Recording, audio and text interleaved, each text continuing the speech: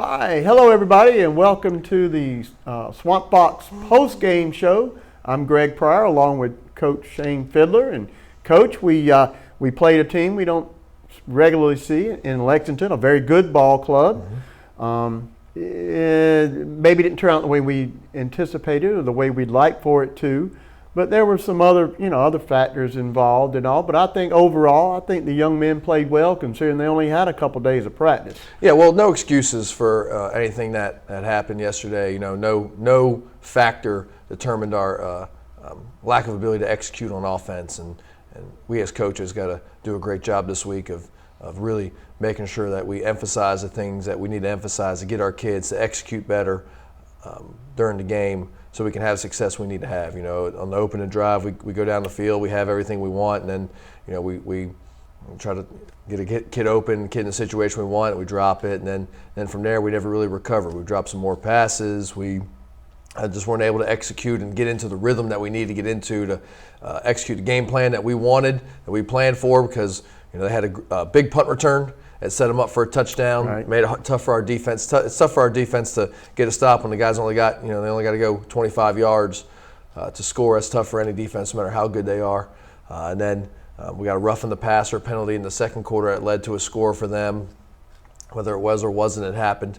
And then in the second half, we tried to open up the second half, get us a spark. We tried to execute an onside kick, Yep. and we misexecuted that. We got a little overzealous on getting the ball. We touched it a little bit early, and then that set them up to get a score there.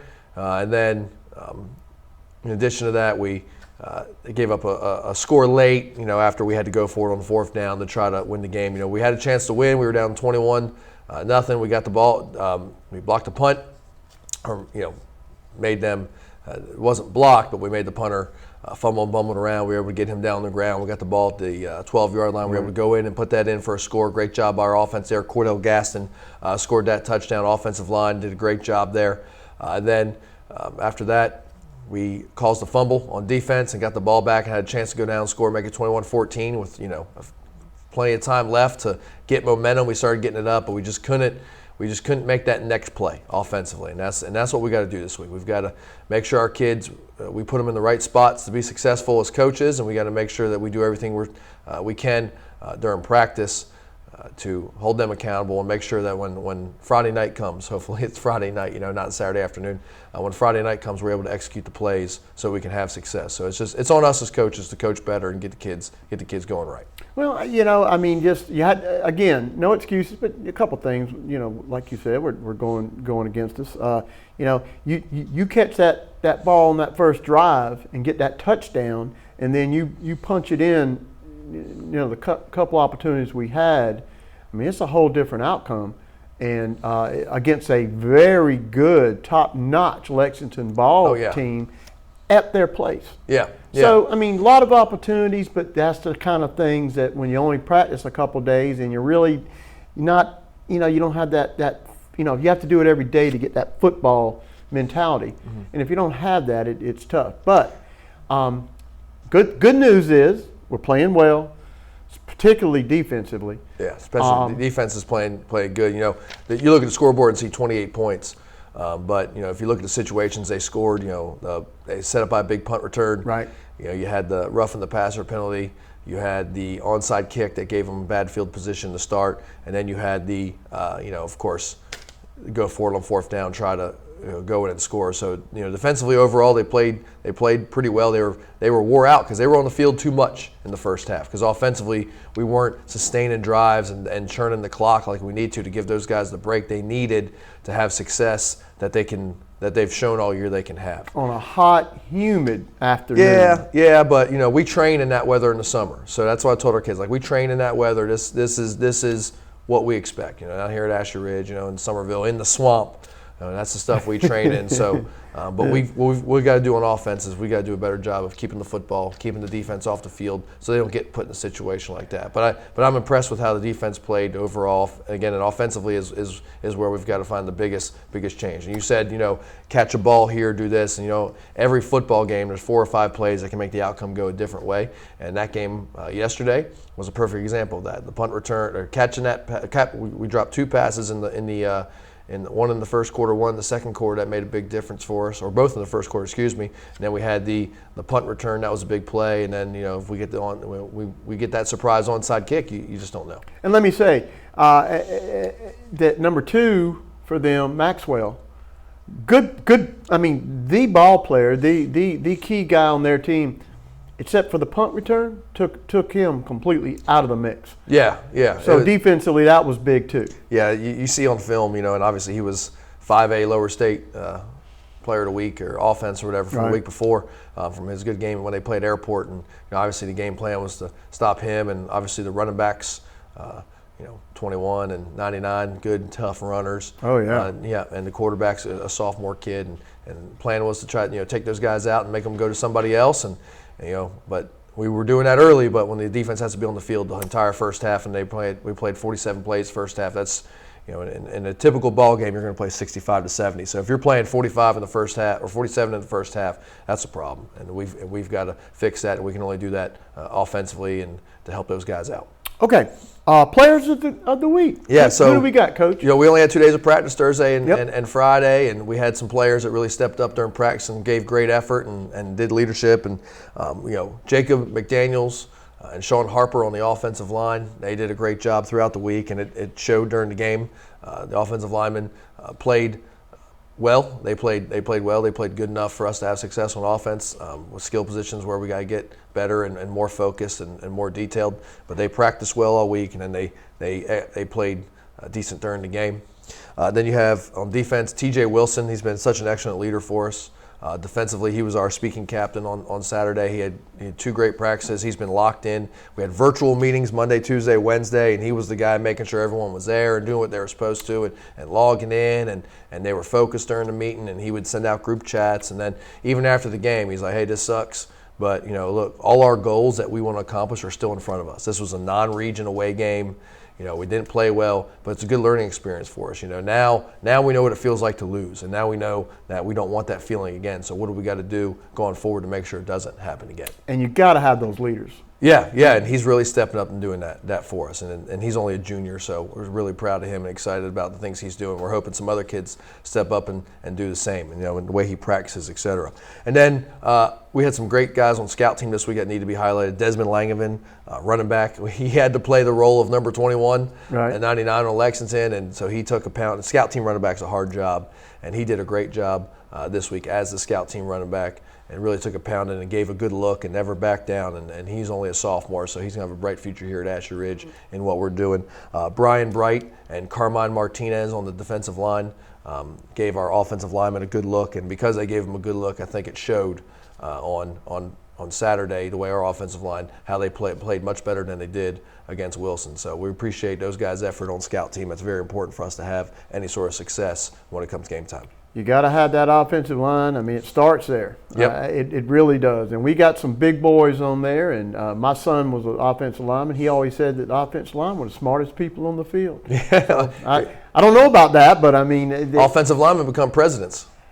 There you go. Gerald Ford. Yeah. So, well, that's that says it all. So, all right. So, one of the most important aspects of any football team, any season, are your sponsors. Yeah. So let's talk a little bit about the sponsors of the week, or the sponsor of the week. Yeah, this week, Southeastern Thermoplastic is who we're looking at as our sponsor of the week. And if you're ever driving to Ashley Ridge down Delamar Highway and you see the sign that says "Welcome to the Swamp," yep, that's where Southeastern Thermoplastic is. They put that up for us, and on the backside you see their logos as Southeastern Thermoplastic.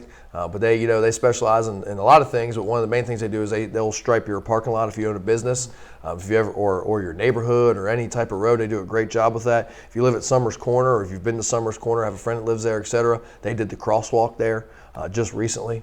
It looks great.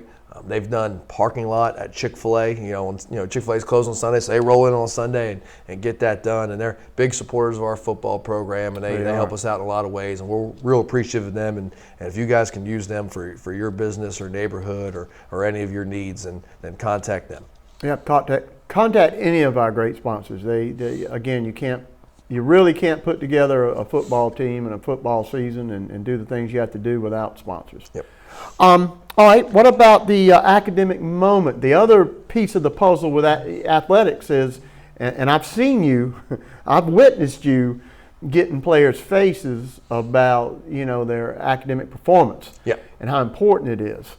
And because it's important for the kids, but also they can't play if they don't, keep the grades up. And you're not going to play them if they don't keep the grades up. So let's talk a little bit about the academic moment. Yeah, well, what kind of coaches are we if we just focus on the wins and losses? Obviously, wins and losses are very important. The wins are important, but academics are important too. We say football is a game of the alphabet, not numbers, right? Because everyone worry about stats. Well, stats are, those are numbers. We worry about W's and L's and A's, B's, and C's. Right. So football is a game of the alphabet. So that's what we're trying to preach here. But this week, we only were in school Thursday, Friday. We were virtual Monday, Tuesday, Wednesday, and on Friday it was Constitution Day in the United States of America. And we did a little extra with the Constitution this week in social studies classes. Great. And spent some time talking about it and teaching the kids about it, why it came about, and some of the key big ideas about the Constitution, and just hearing from teachers and seeing it for myself. Malik Freeman and Lenaro Hugie really stepped up and bought into the idea of Constitution Day and did a great job with it. And then those guys are seniors and they're going to be eligible voters here soon as 18-year-olds and everything. So for them to understand that and for them to buy into something that wasn't a part of the normal curriculum says a lot about those guys. So we're real happy. And then Lenaro, we call him Naro, went out and played a great game on Saturday. So all that spilled over from the classroom onto the football field. Well, and we're a unique democracy. We're a unique country. Having the Constitution we have and the democracy we have. So to teach it and for the kids to really understand what it means and understand the importance of the Constitution, I think is very important. Absolutely. Okay, let's talk a little bit about getting down to the nitty-gritty in the season. So we got Cane Bay next week here at home. Yep. But we're getting down to region play, and let's just face it. That's where the rubber meets the road. Right. That's the important part of the season. It's all important, but that dictates whether or not you're going to make playoff, and you really want to finish in the top at least 3 in your region. And so coming up with Cane Bay. It'd be a good test. I know you were telling me they are a flex bone. Yes. Let's talk a little bit about the flex bone. Well, yeah. So after the game, we told the kids, as bad as today was, we have one more chance to get right before region play, and that's Cane Bay this week. And not only is we playing Cane Bay, it's our homecoming game here at Ashley Ridge, and real excited. Those guys come in. They're coming in. They've won 2 straight games. They've beaten West Ashley and James Island. Right. So they have also beaten Orangeburg Wilkinson earlier in the year, and they lost to Hanahan. But you can't look at scores of games and determine what kind of team they are because you don't know who you're gonna have week in, week out. That goes for every team in the state. But what we seen last week was it seems like they're getting close back to full strength with their guys, and they have a good football team, and they run the flex bone. If you've ever watched college football and you watch Navy and Army and stuff, that option and all that's the flex bone, and they like to do that. They also mix in some other stuff as well, but they've been doing that for years, and they're good at it. And defensively, they're great on the defensive line. They got good linebackers. They're real good at defensive back. A lot of experience returning there, and just speed and toughness. So it's going to be a big challenge for us, but we're excited. It's always a good football game, Ashley Ridge and Cane Bay. Those schools opened at the same time, so it's a natural, timeline rivalry between the two teams. It's just a chance to go out there and play a good opponent, a good local opponent for once. Obviously we played Bishop England, but they're a smaller school, so now we're playing a 5A local team, which is going to be awesome. We're real excited about playing them. Last year they beat us 13-10. We had 2 fumbles in the red zone, 1 at the goal line. So we feel like there's some unfinished business playing those guys. So we got to have a great week of practice. We got to watch the weather and hope the weather cooperates to allow us to have a great week of practice. A little bit of rain in the forecast, just a little bit, and we're gonna make do and do the best we can as coaches, and make sure we don't put our players in a dangerous situation with practice, but still able to get done what we need to get done, because a lot of preparation goes in when playing a team like Cane Bay, because it's so much different than what you see week in, week out. We've been pretty fortunate so far to see offenses that are similar in many ways, but different in only in a few. So you only have to make a few adjustments each week defensively. But this week we got to make a wholesale defensive look at what we're going against, and really lock in on the game plan. And offensively, we've got to go out there and get better at the little things. And we keep saying that, but we have a lot of inexperienced guys on offense, a lot of guys who were JV players last year, and they're having to play big time high school football now. But we've got to coach them up and get them ready to do that, so that way we can have the success we need to have. Game of inches, they always say, Yeah, and that's all part of the game of inches. Just getting the little things done. So, Yep. All right. So next week, again, Cane Bay, right here at home, 7:30. And I just wanted to mention also that we will bring the game. We hope you come in person. And but if you can't come in person and you want to listen to the game, we hope you will on the Spreaker app. Spreaker. Spreaker app. All you got to do is go into your apps on your phone, download it, go to Swamp Fox Football. You can't miss it. Yeah. And tune in, and we'd be honored to bring you the game on Friday night, or come to the game in person and listen to us. Yep. Or if you're out of town and you can't make it to the game, you can stream it on NFHS.com, their website. Yep. And you can go to their streaming, and you can type in Ashton Ridge Football, and there is a subscription cost. And but if you pay that subscription cost, I think they have a monthly option, a yearly option, and you'll be able to catch all our home games on there, and their voices are over top of it. It's real pro stuff. Real pro stuff that they do on there, and it has the score on there for you and everything, and you can hear Greg and Coach Ritter on there, and but also you can hear them on the Spreaker. Especially if you're coming to the game, download the Spreaker app, bring your headphones, you can listen to them while you're at the game as well. If you have not checked out the streaming and the video, it's slick.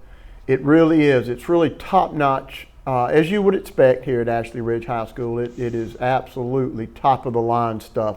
So check it out. Support these young people. They work hard, and the coaches work hard. So come out and support them, and enjoy your Friday night there, like you're supposed to with a high school football game. Yeah, it's homecoming, so we expect a lot of people to come out and support us. And we need the Ridge Rowdies, the student section. We need that to come out in full force, because we need y'all like we had the first game and like we had at the showdown. We need that. We need that support behind us. All right. Hope to see you there, 7:30 Friday night. For Coach Fiddler, Greg Pryor saying good night, and we'll see you next time. Go Foxes. Go Foxes.